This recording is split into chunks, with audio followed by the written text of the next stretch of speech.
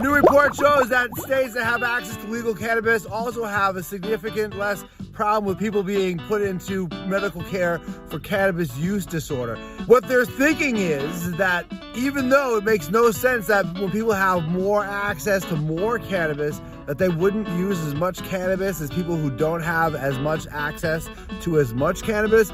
What they're saying, though, is the doctors in the states who don't have legal cannabis are more than likely stigmatized and don't have any tolerance for people who are using cannabis, whereas doctors in legal states understand that cannabis is actually medicine, and the biggest problem seems to be that people on cannabis use a lot less pharmaceuticals.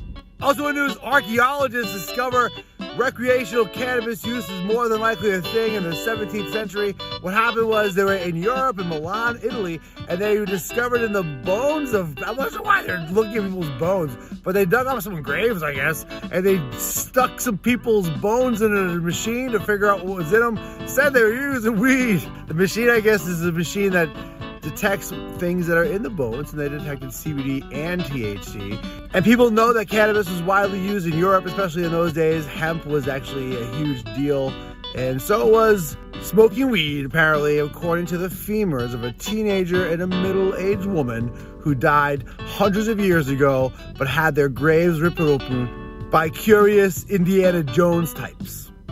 Also in news, North Carolina is going to become the home of a Chinese government-owned food processing plant. They're going to be growing hemp there, I guess. They're going to be functioning as a seed production facility, and it's going to be highly automated.